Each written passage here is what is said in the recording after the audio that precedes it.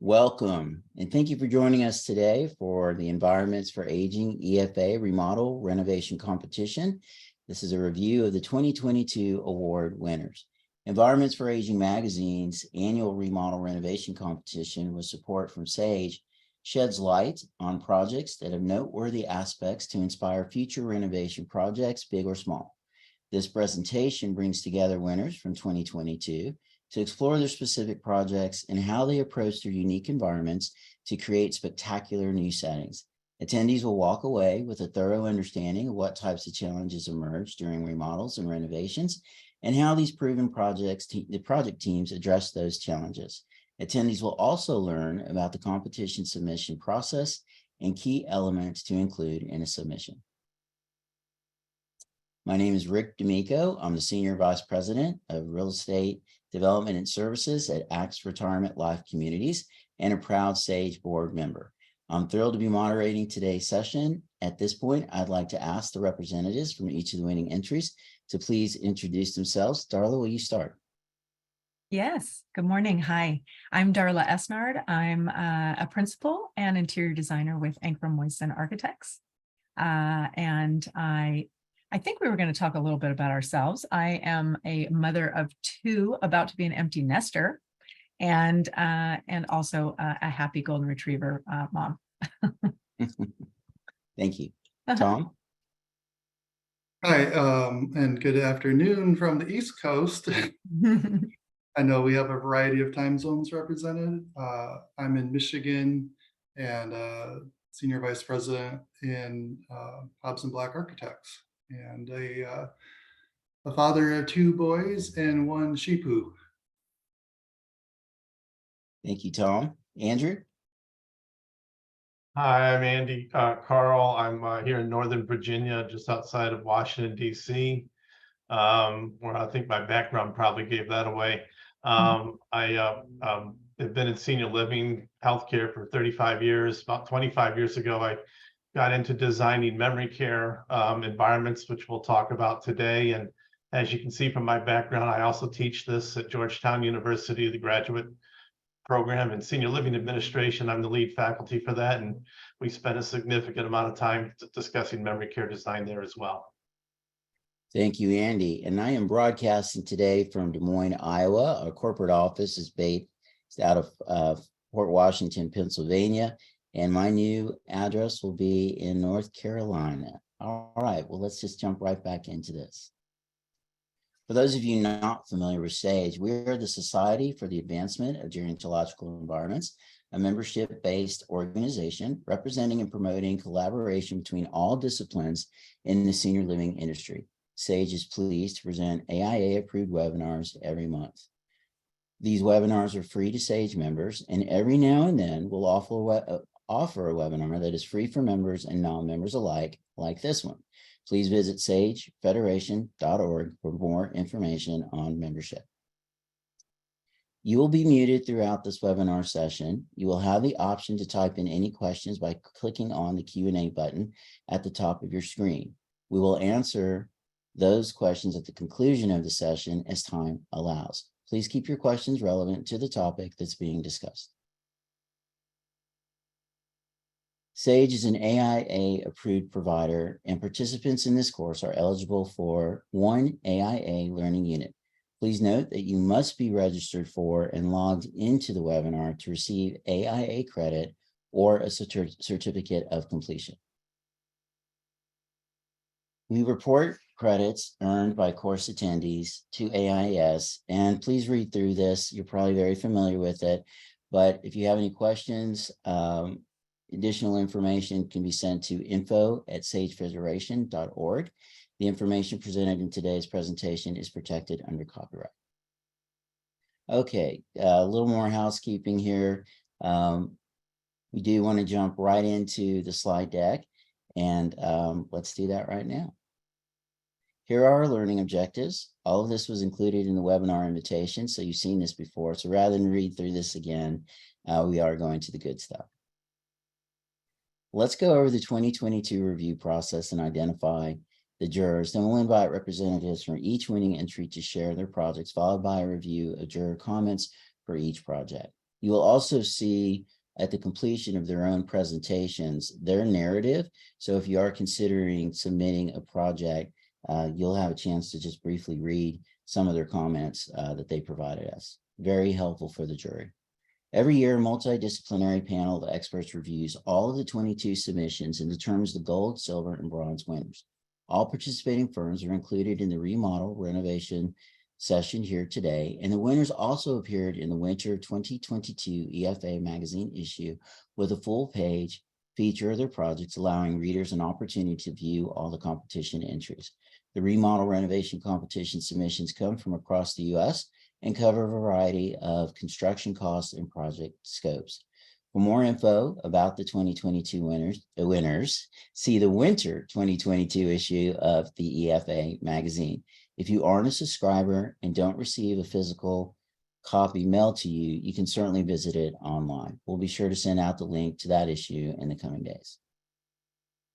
Our jury panel includes developers, architects, interior designers, researchers, academics, regulatory experts, and providers. Jurors view the submissions according to their area expertise, then rate the submissions and provide comments to help clarify the rationale for the rating before selecting winners. Jurors are excluded from reviewing projects that they or their firms were involved with. Jurors who are associated with projects in the finalist round are not permitted to vote for winners. All write-ups were provided directly by the submitting firms and were not edited for content by the EFA editorial staff. Again, you will see those during the presentations. This year, we received 27 submissions under the single space category. 15 jurors reviewed, scored, and commented on projects, narrowing projects down to a group of finalists. Jurors then had the task of identifying our top 3 gold, silver, and bronze winners. Interested in serving in a juror for the 15th annual remodel renovation competition, you can certainly write down the long email address on this page, but we'll make it easy for you and send this out in a link, along with links to the webinar recording, the 2023 competition link, and other helpful information, again, within the next couple of days. Now we'll present the 14th annual 2022 award-winning projects, and I'll begin with an introduction to the bronze-winning team, followed by the silver and gold-winning projects. The Meadows of Napa Valley project received a bronze award for the renovation of its IL dining room. On the screen to the left, you will see project cost, estimated cost for square footage, its location, and a few other details. Here today to talk about the project is Darla Esnard with Anchor Moyson Architects. Darla? Thank you, Rick. And thanks, Sage, for having me again today. I'm so happy to get an opportunity to share this beautiful community again. It's been a labor of love for a lot of years. So the Meadows of Napa is, and you can go ahead and shift over to the site plan, Rick. That would be great. So the Meadows of Napa is a not-for-profit community, and it's located in Napa, California. It's owned by the Oddfellows of California, but it is operated by PRS or Pacific Retirement Services. We've been really lucky over the years to have a long relationship with them, providing services from their new ground-up communities, as well as repositioning and renovation projects, and their CapEx projects every year, much like this project is. I like to say it's soup to nuts. We do pretty much everything for the team, as well as other clients' capital improvement projects. So this campus is about 20 acres. It's right in the heart of Napa Valley. It's a really awesome location, but it was really in the need for a lot of TLC.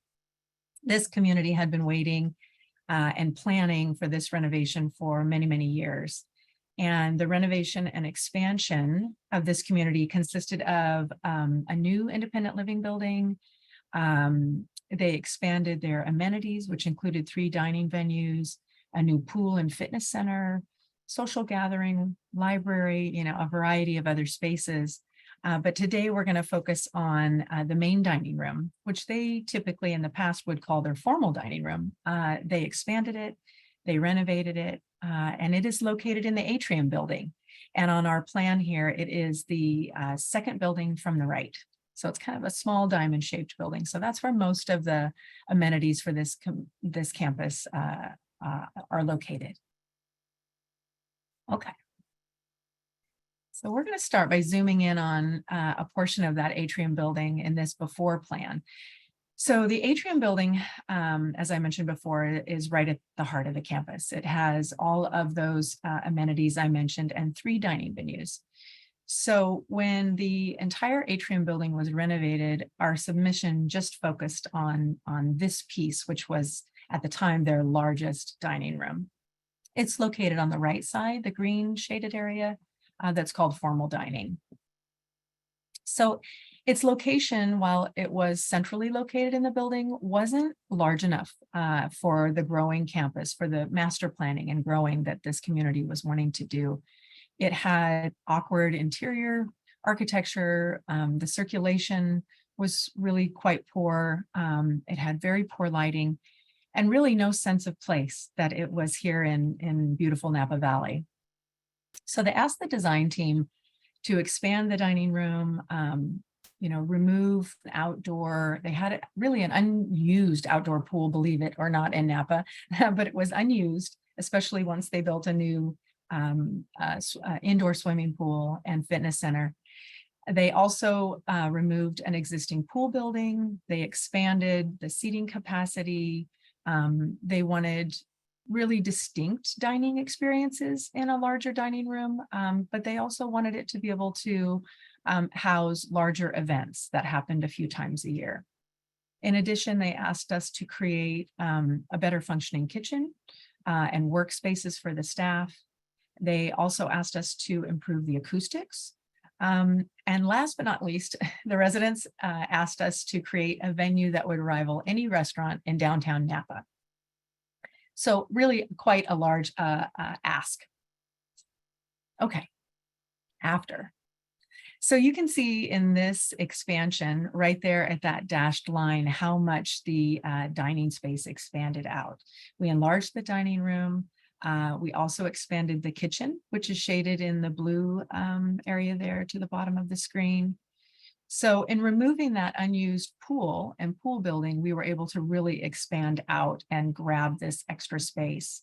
It now allowed us to provide floor to ceiling windows on 3 sides of the building, allowing in much needed natural lighting and views finally out to the Napa's hills that you actually can see from this dining room. Additionally, the kitchen was expanded and a large wait station was added between the dining room and the kitchen. And it created, in addition to just a better workspace for staff, it also was a buffer to noises that were affecting the diners in the dining room. Other elements here were a custom linear fireplace, some decorative screens, a custom metal mesh curtain that was used, and a large friendship table, all of these creating a variety of dining experiences for the residents.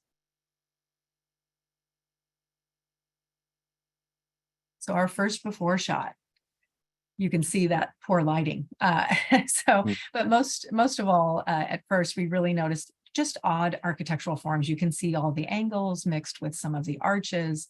The natural lighting was poor. The indirect lighting was poor.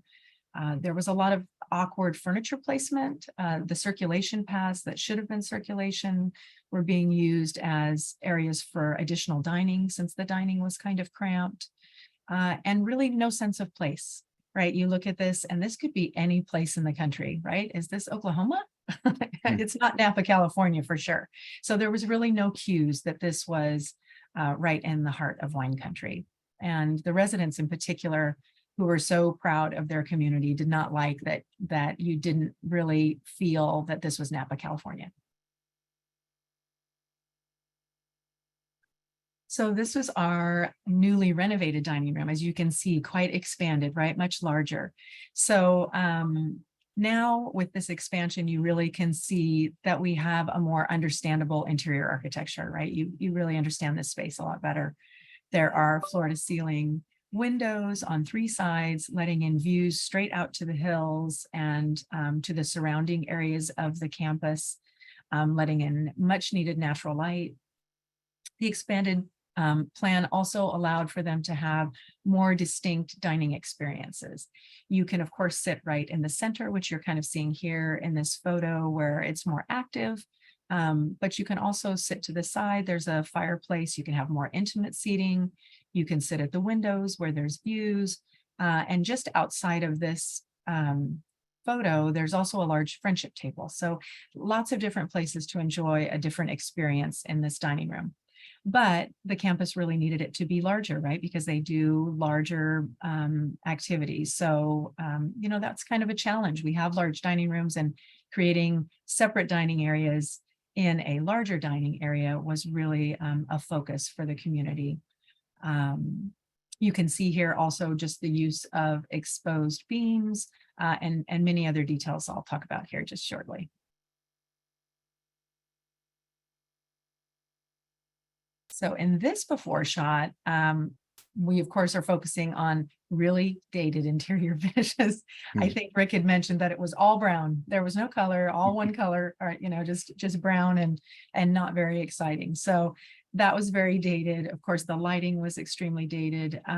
But there was one other issue here too that was talked about quite a bit from the resident committees that we worked with. And just to the far right of the photo on the edge there, you can start to see the open buffet that was located here. And then just out of sight of that was access to an open kitchen. So residents were really struggling with the noise that was coming from both of those uses, and they found it really difficult to hear conversations at their tables. Even when the dining room wasn't full, they were struggling to hear, and those uses were really adding to that difficulty.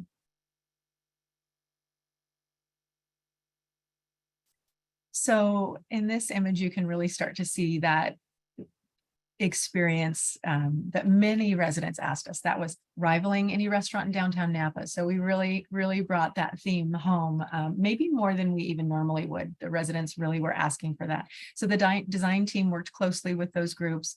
We crafted an aesthetic that was timeless and was very much about wine country. We guided the casual nature of this palette through the use of colors. We used earth tones, neutral grays, or greens, excuse me, watery blues. And you can see here just that little pop of burnt orange. There were custom wine barrels you can see against the back wall. Those were actually produced by a local vintner that we worked with. So we got to work a lot with local artists. And the nice thing is in this image, that actually is the backside of that wait station that I talked about. So it's kind of camouflaging that wait station. That is how we were able to buffer some of those sounds from the kitchen. Having that space between kitchen and dining room helped a lot with our acoustic issues. But some of the other acoustic treatments that are in this space are a stretched acoustic ceiling. And right there at the ceiling, I know you can't really tell, but that is actually a stretched acoustic fabric, even though it really looks like a painted gypsum ceiling. Some of the other elements that you're seeing here, we had a custom bench here that you see, that 12-foot dining bench. That was all custom designed to senior dimensions for the correct heights and backs and seat depths to make sure that it was comfortable for seniors. Additionally, there's a mesh curtain to the left-hand side that was used to divide the space so that they could maybe do parties or smaller events by closing part of the dining room off to the larger dining room. Okay, so this is our last before shot, and it's really focusing in on the existing windows. While they were lovely and they were tall, because there was that covered patio just beyond it, and even beyond that, you can start to see the pool, and there was a pool building out there. So you can really see, you could not see out these windows and see beautiful Napa beyond that. You also could not get natural light penetrating through that covered patio. So it really was a struggle to get good natural lighting in here. So the next after shot shows how amazing it was once we were able to bust through, get rid of that pool building, open those windows up, and that is truly the view. You can really see those dramatic views now. So by doing that, we were able to, and excuse me, by removing that pool building especially, we were able to just open that view up and you really could see. And the funny thing is, you're standing back here now, way back at the entrance to the dining room, but you can still see all the way through the dining room to those views. A couple of other elements that you're seeing here are a few more of those items from the local artists. They shared with us some of their actual wine bottles. We created pendants over this friendship table. And we feel like it really added to that dining experience, celebrating this location for the residents and really addressing all the needs that the campus had. Thank you so much. So as you can see, thank you. Yeah. Absolutely stunning, the transition from before and after. And it's remarkable that the first design team didn't take advantage of the natural beauty surrounding this environment. So congratulations on the award.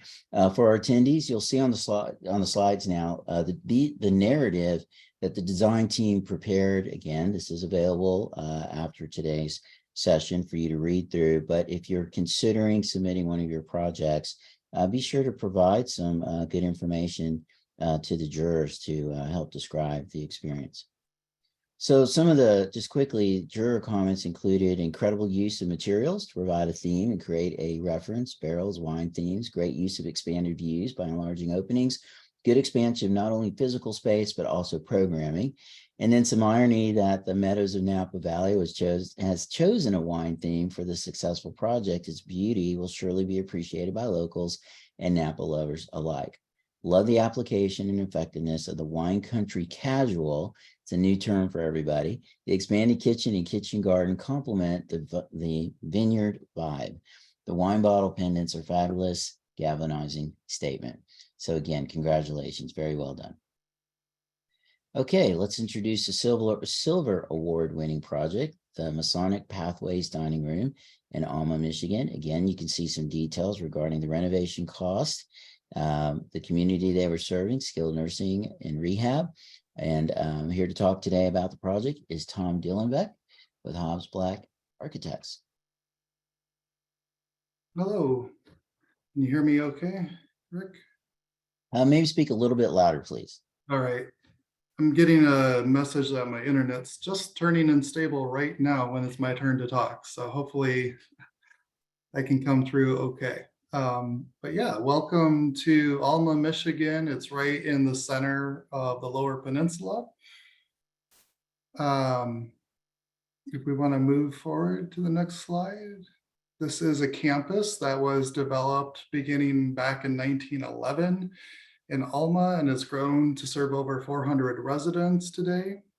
The original building is at the bottom of the screen, and towards the top of the screen there is the skilled nursing building, which is where our project is housed. So the photograph on the right is the entrance to the skilled nursing building. So it's 2 stories above grade. It actually has a lower third floor below, but what we're going to be talking about today is on the main first floor of that building. So we can go ahead to the next, and you could see this is the before plan. So you have that lobby in green right in the center. So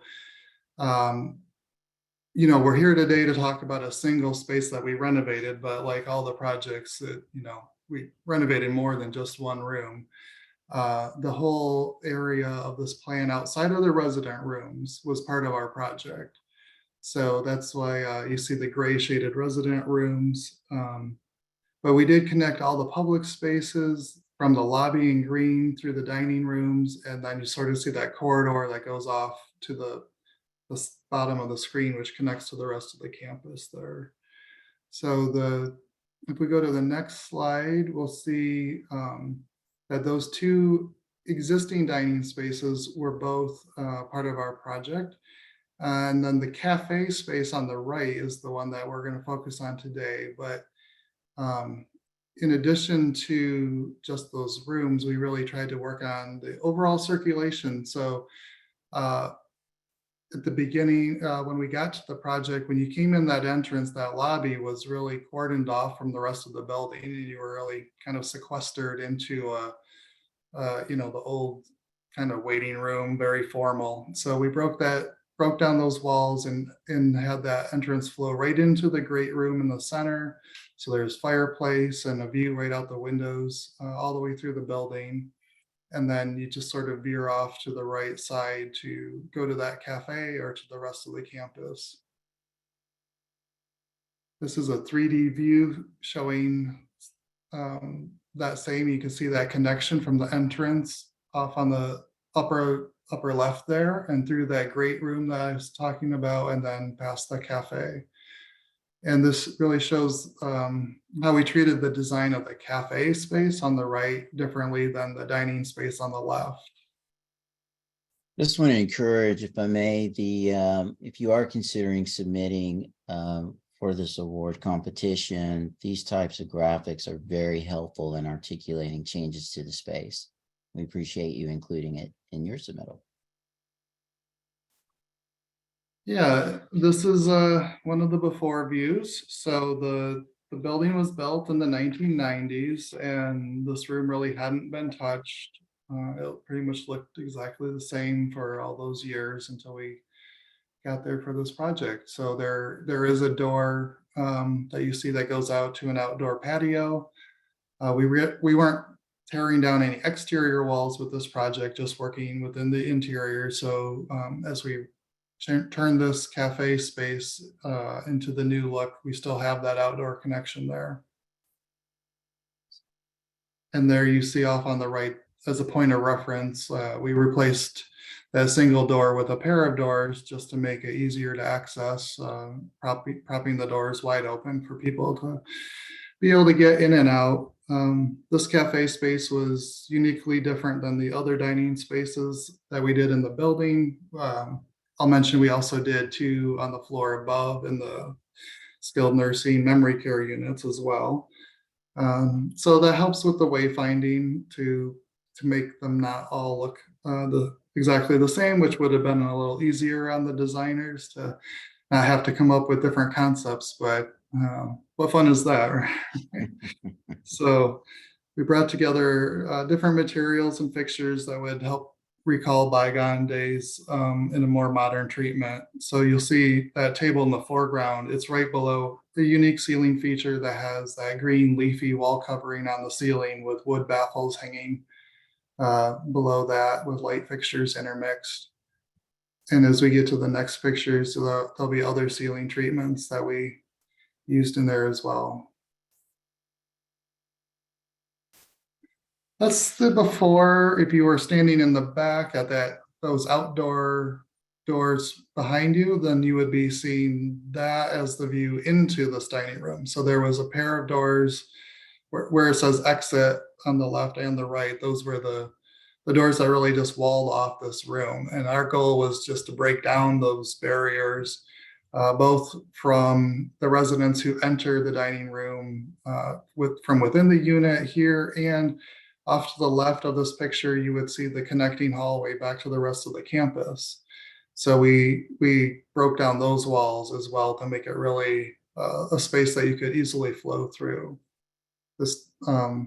And then I'll just say on this picture also, what's right in front of you is the warming kitchen. So you can see the Dutch door. And then on the right side, the stainless steel serving window. So we go to the next. Now you can see off in the distance, you can see other parts of the facility as that wall is now opened up. There's that sort of that green wall off there in the distance. And there's a bench right below that. So that's all out in the corridor, not even in this space. And then obviously the serving area where that orange tile is all nice and open within the space. This dining room was really serving a transitional rehab side of the building. And they also wanted, it to be a place where visitors could come and have a bite to eat, and also staff that work in the building or anywhere on the campus if they wanted to use this dining room as well. And then in this to talk about the different ceiling treatments. This is an area with the copper ceiling panels there. So that, I think that was all the highlights. You know, we were lucky enough to design this pre-COVID, but then the contractor got stuck with having to build 6 phases of construction in COVID. So that's always a lot of fun for the construction phase as well. So I think that's our last slide. Another wonderful submission, and congratulations on the recognition. Again, some narrative from the design team. We always appreciate having that available to the jurors. So some of the juror comments, and I won't read all of these, but the one that's highlighted there: as a nursing home administrator, I love to see renovations of skilled nursing that provide more options in the higher levels of care. The before and after pictures show the huge difference. Love that this is close to the short-term rehab patients, which many times enjoy a different type of dining experience and have a lot of visitors, but also on the same floor as the long-term care residents who also enjoy variety. The different ceiling treatments and table and chair configurations offer visual interest, provide separate options, even within the same area. Well done and congratulations. Yeah, and I'll also say I get a real kick out of following them on Facebook and watching posts of, you know, residents using the space. So I can always pick out our dining rooms in the background of their pictures. That's pretty cool. All right, let's introduce the Gold Award-winning project, the Shenandoah Memory Care Center at the Virginian in Fairfax, Virginia. Here to talk today about the project is Andy Carle with Carle Consulting. Thanks, Rick, and thanks everyone for being here. Appreciate this opportunity. This is about memory care design. This is really about evidence-based practices, best practices, empirical data. We've learned a lot in the last 30 years about memory care. Unfortunately, on the provider side, and to be clear, I was a provider. I was a vice president for one top 10 company and a CEO of another. So I'm on the provider side, but I've had a passion for memory care design since I worked as the administrator for a brain injury rehab hospital long before senior living. So this is something that I've been really focused on for 25 years, designing these units. But what we know is there's a dramatically increased needs for those of you out there. We need a lot more memory care in the next 10 years. The oldest boomers are 77. By the time they get to 80, 85, a fifth of them will have some type of dementia. We've, you know, for 30 years, we've dedicated about 25% of our occupancy to memory care. We're seeing the new built communities now, some of you may know, but we're seeing 30, 40% of the units dedicated to memory care. But the new units are, you know, what, 2-3% of the total. It's the 20 and 30 and 40-year-old units that are out there that we need to update and upgrade and really take advantage of best practices. And unfortunately, a lot of this has been done internally by the providers, where they've just kind of, you know, put up an Elvis poster or a picture of a sock hop. I think you all know that we have thousands of life skills stations that look good on the tour and the brochure and collect dust otherwise. What we wanted to do here at the Virginian, long story short, was really apply what we've learned over 30 years and really kind of not only renovate, but kind of really establish all of these practices as a next-gen model. So you can see that we only spent about $100,000 on these 2 spaces. Now, to be clear, we renovated the entire memory care. I think it was about $5 million and about 14,000 square feet. We doubled the size. But the award was focused on these 2 kind of very specific engagement areas that we created. And I'm happy to walk you through them now and how we went about it. So you can start, by the way, Rick, if you go back real quick, then that little inset is the, just briefly, that was the only existing common space for the, this was a 40-year-old full continuum community that added memory care as their full continuum 25 years into it. And as you've all probably seen, they took an existing independent living wing, slapped a keypad on a door, and used the one lounge literally as their living room, as their activity room, as their reception area. There's a French door you can see there. That's actually the staff workstation. So everybody was crammed into this one little space, and we'll talk more about that, but obviously that was not acceptable. And Rick, you can go to the next slide now. And there you can see, not only was this the one area, if you look, you can see that the entrance to the unit is actually down the hall. So you had to come through there down a very dark hallway with dark blue carpet, for goodness sakes. But even if you were a family visiting, there was no reception space. You had to walk 2/3 of the way down the wing to find this one living area. Again, that was being shared by everybody. I think the next picture is actually the before picture, isn't it, Rick? Or no, I'm sorry. If you look at the top of the picture here, you'll see highlighted, this was the northwest wing, west side of the building coming in from the north. Then the next slide will show how we doubled this in size and we took on the southwest wing. And the reason I'm highlighting this is where we added both the Reminiscence Lounge and the Sensory Lounge that we're going to talk about. The Sensory Lounge is pretty self-explanatory. It's that little half on the left-hand side that's kind of partitioned off from the living room. And it was a space that was basically going to be used for nothing. I mean, we looked at it and said, you know, that's just going to be an alcove. And I thought, you know, I always wanted to design a sensory lounge. So there it was, just sitting there, and we snapped that up. The reception lounge, if you look, kind of strange because at the bottom of the left-hand side, you can see the hallway coming in from the northwest wing. And then you have to kind of circumnavigate this kind of weird shape and get to the other side. Neither wing can see the other wing. And we really wanted to work here on the design on wayfinding and how to get people through that space, have them basically ignore the entrance, which was one of the things we wanted to do, and distract them. And we'll talk more about it, but you can see how we rounded the interior corners. And I'll talk more in a minute about that. But that was both a safety and directional cue. By the way, all of this design is predicated on something I call the three-legged stool of memory care design. We teach this at Georgetown, but basically safe, directional, or therapeutic. So every feature needs to pass one or more of those tests, has to have one or more of those characteristics. It's in place because it improves safety, because it improves wayfinding, or because it creates a therapeutic environment. In some cases, 2 out of the 3, in some cases, all 3. And I'll talk a little bit more about that. But I just wanted you to see the configuration and kind of what we were dealing with in terms of the layout, especially in the Reminiscence Lounge, the reception lounge, and making it more than just a reception area, but making it an engagement space that would also act as a wayfinding center. And I'll talk more about that. Rick, we can go to the next slide. So this is the original space. I was teasing Darla and Tom yesterday about how they had way crappier before photos than me. I can only tell you that that space on its best day never looked that good. Someone with an iPhone used photo enhancement or something. It was a terrible, terrible space. Never that light ever. But the features really were the 4 Barca loungers, because there were 4 residents who claimed them. And if you weren't one of those 4 residents, you basically weren't welcome in that space. Let alone, as nice as they might look in the photo, I can promise you, you would not want to sit in one or come within 10 feet of them. They were very, very bad. And this was just a useless space. Families would come in and just go to the resident apartments and hide there. Residents never came out. If you wanted to do a group activity, it was useless. They had to take all the residents off the unit into another activity space, which was like herding cats, and bring them back. As I told you, the staff was kind of in there working.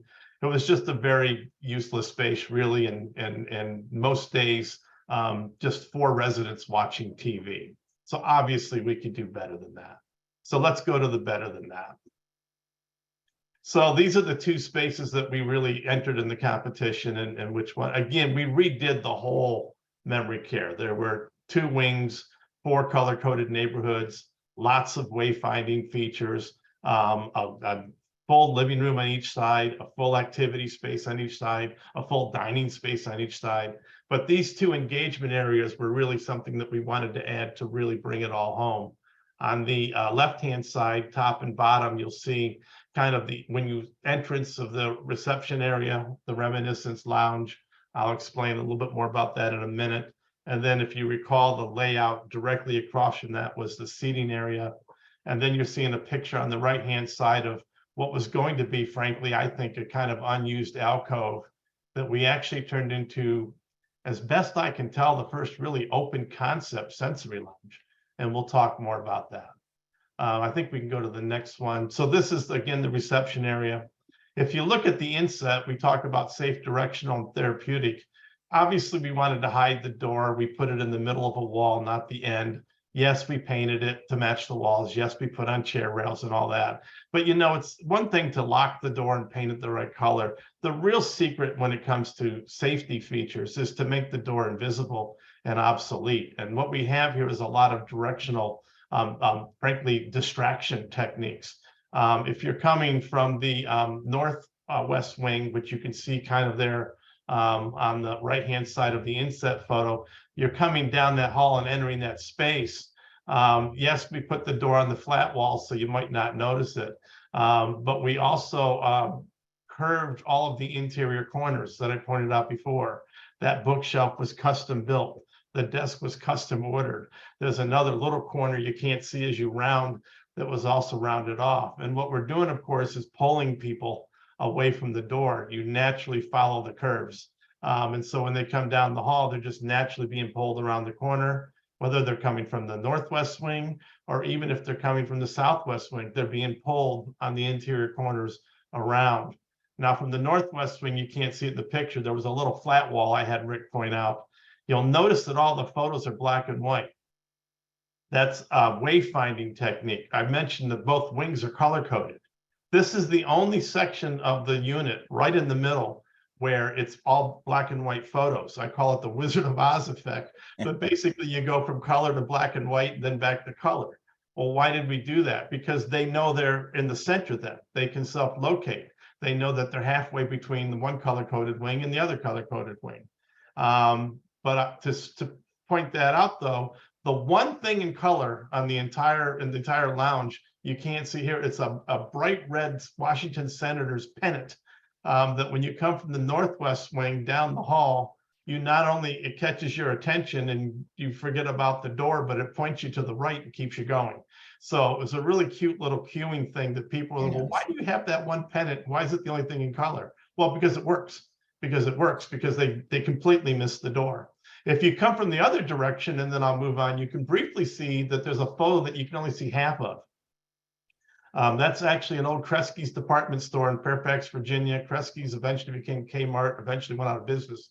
All of these photos, by the way, were picked out by the residents and their families. So these are local photos. Again, we didn't put up posters of Elvis in the Reminiscence Lounge or a sock hop.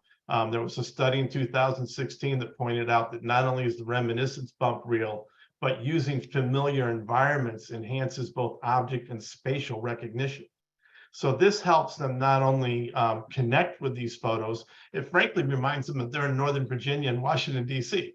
All the photos in there are old businesses that no longer exist. The Lee Highway Drive-In, People's Drug Store, Heckinger's Department Store, Clifford's Ice Cream Shop, which everybody remembered. And the residents picked these out. We didn't. They picked them out.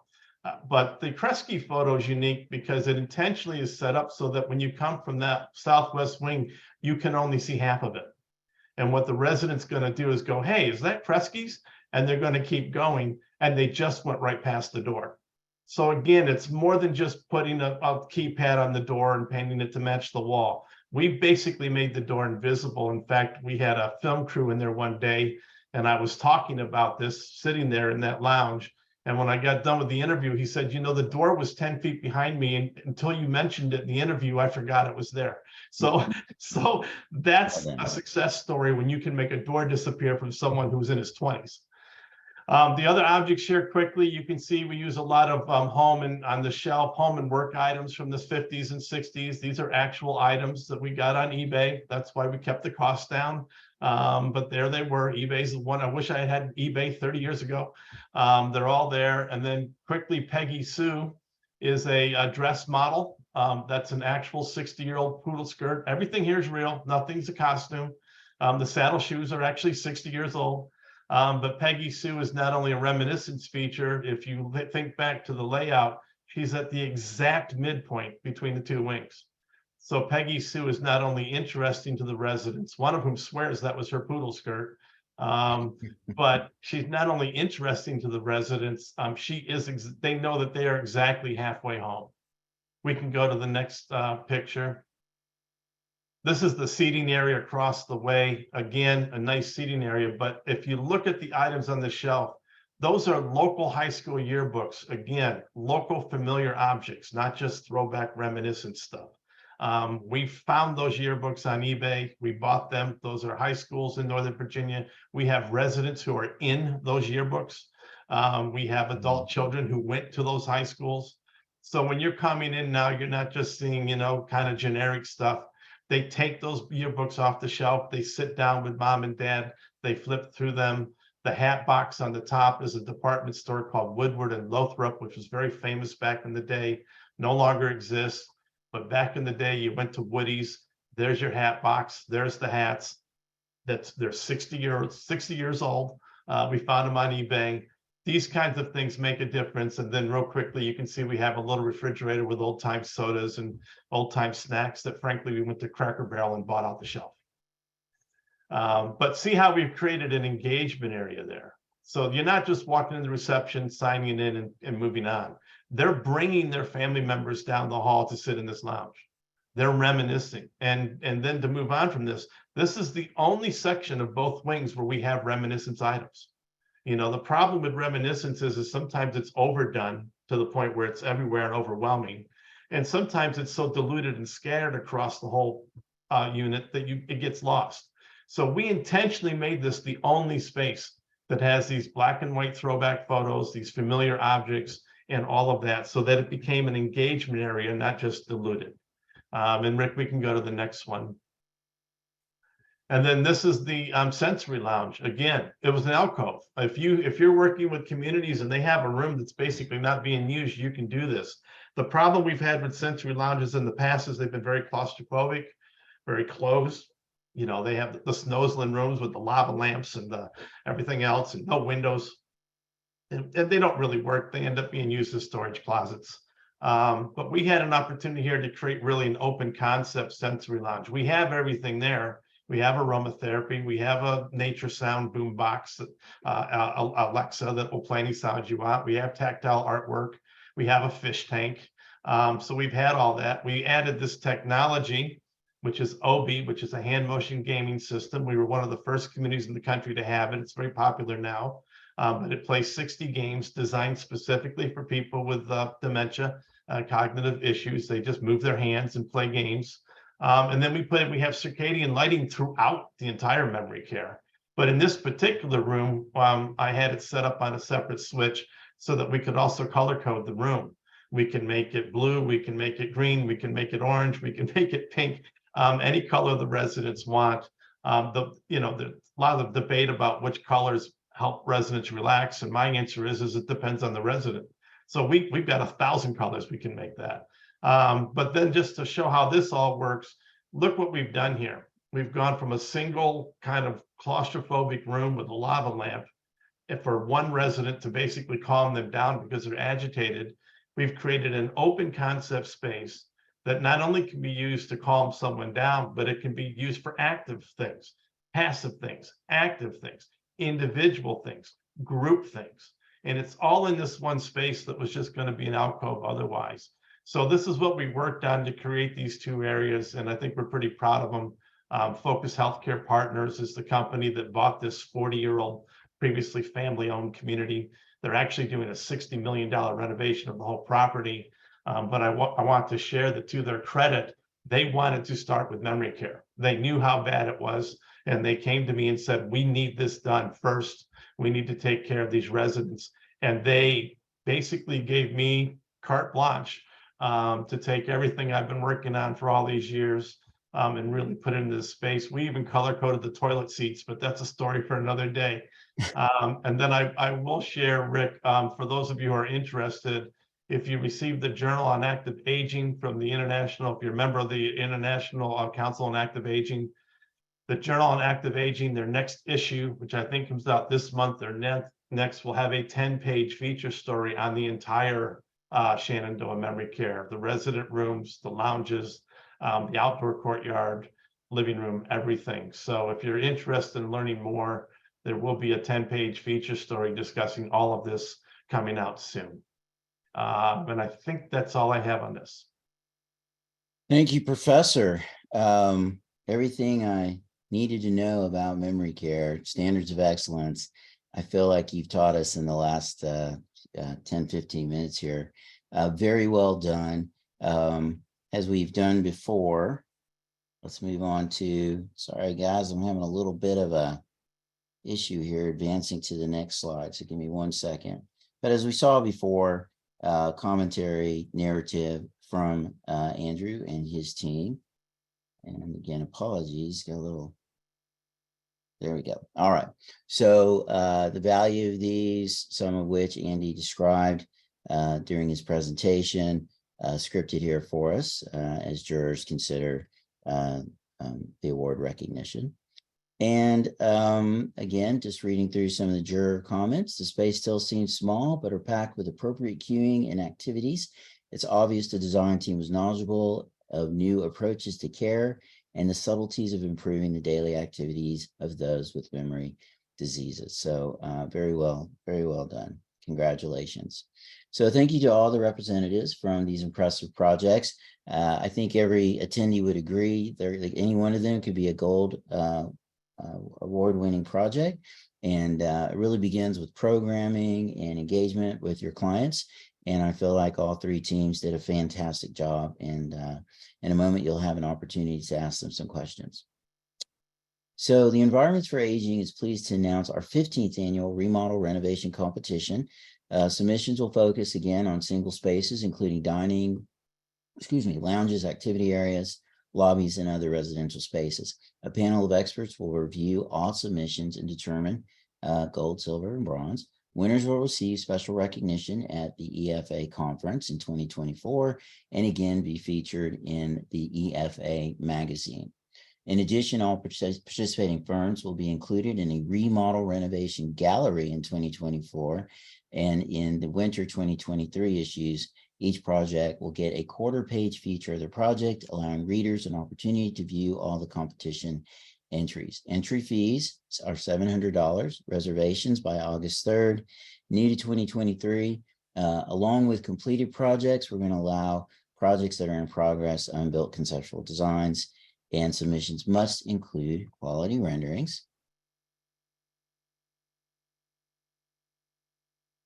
Tips for a great submission include legible floor plan, again, great pictures, before and after, if possible. Consider your plan, your vision, take a photo before so that we can see that impact of the changes. Define difference makers and the impact on residents, how the operators benefited from the improved design, and the narrative. The narrative can be very important, as mentioned several times today. Okay, let's all thank Darla, Tom, and Andy. This concludes the AIS CES education portion of the course. We're not done yet. We have a few minutes to go through any questions you may have. You should see a Q&A button in the upper left-hand corner of your screen. Just click on that to type in your questions.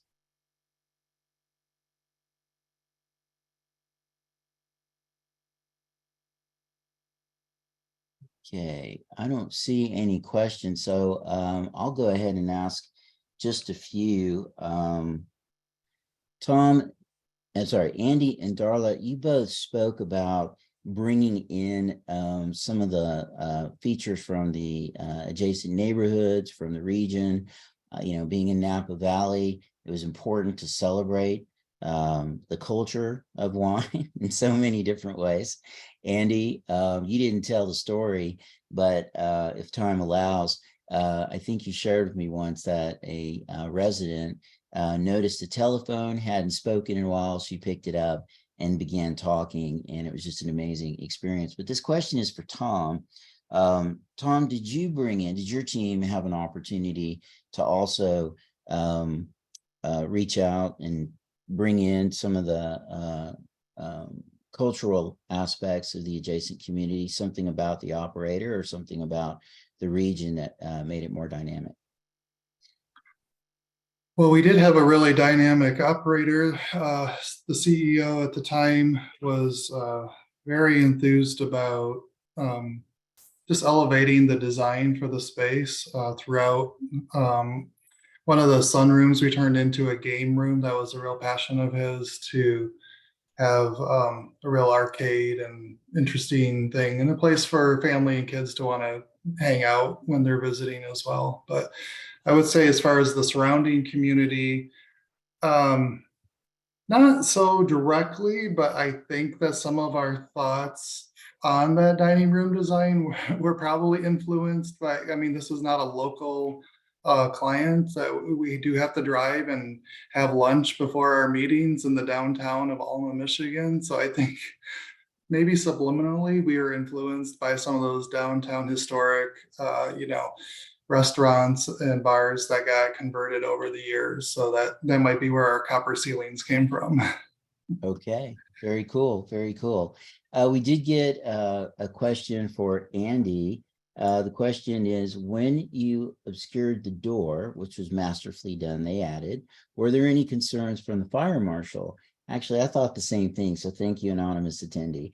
Was the door so well disguised that it no longer functioned as an exit? No, it does function as an exit, and obviously there's a release and a fire. There are actually at the end of each hallway fire exits as well. So we didn't have any issue at all from the fire marshal. Actually, other than they thought it was really cool how we did it. And look, other people have camouflage doors before. I don't think that was anything new, frankly. I think more important was, and so that's been accepted generally speaking. I think more important was how we distracted them from the door. That's oftentimes not thought about, is, well, why not even have them notice the door at all? And I think that the little cues that we did, the pennant or the rounded corners or the half of a photo, that really made a difference in terms of, again, safe, directional, therapeutic. Everything is focused on one or more of those things, and that's what we tried to do. Excellent. Okay, we're nearing the end of our time today. I'd like to ask all three of our presenters a question about the impact it had on the organization, providing services. Also, something that's unique about today, I think this is the first time we had award-winning projects that included independent living, skilled nursing, and memory care, so an entire CCRC. But Darla, what would your operator, and same question for Tom and Andrew, well, Andy, what would the operators, the team say about the impact your design or that your team has made on their community? I'd say if we, excuse me, if we're talking just specifically about the dining room, prior to this renovation, they really were having a lot of conversations. And I'm sure a lot of communities had this with the idea of people getting meals to go, where, and especially once COVID happened, right, that was happening quite a bit.